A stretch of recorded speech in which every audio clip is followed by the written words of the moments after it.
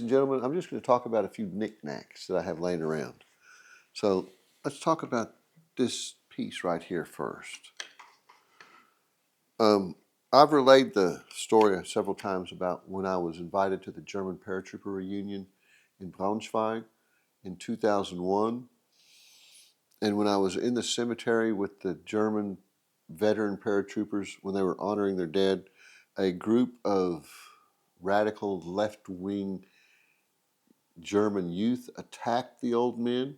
And I'd never heard the word at the time, but I recently read that article that was written about it, and they called those people Antifa. I didn't realize that Antifa existed in 2001. But in any event, as the old men were attacked by the young Germans, I got in the middle of it, or got in the way, and ended up getting in a fist fight with one of the young Germans, which headed them off at the pass, so to say. And that night, after I came back from the police station, the president of the German Paratrooper Association, Herr Dr. Billing, if I remember correctly, pulled me to the side and awarded me this plaque and said it was my hand-to-hand combat badge for protecting them. Oddly enough, I was protecting them against Germans.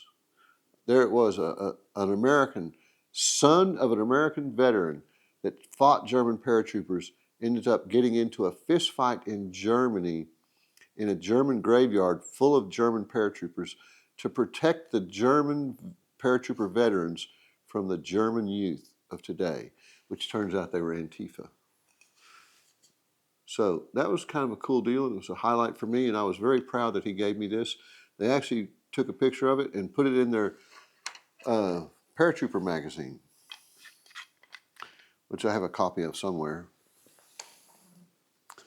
Okay, and then while we're on that paratrooper topic, one of the paratroopers, that was Fallschirmjäger Kameradschaft Nürnberg, the German Paratrooper Association of Nuremberg. Now, one of the gentlemen from that association, Bruno Schlinsky, pictures on the website, Mitch. Bruno Schlinsky, a German paratrooper, gave me this. The story on this is, if you look at the Nuremberg rallies, they always had 1 million guys marching with 1.5 million flags. It's very impressive. Well, on the top of each of those flags was a flagpole post like this. And each year they would date them. And if you get close enough, you can see that this one is dated 1937. And Bruno Schlinsky told me they would take a couple of these and put them in a museum in the Platz der Partei, where they had those big rallies. They had a showcase, and behind glass they had these from the different dates, from the different rallies. And he said, after the war, that had been blown up. The Platz der Partei, Nuremberg got massaged or bombed pretty good. So he said his neighbor, who was an old German man, was out cleaning the rubble and came across this in the rubble and stuck it in his jacket and brought it home. And he ended up giving it to Bruno, and Bruno gave it to me.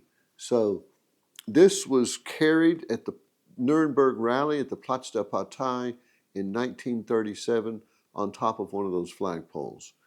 And as we are the victors, the United States Army, this now rests in Flower Mound, Texas. Oddly enough. To the victors goes the spoils.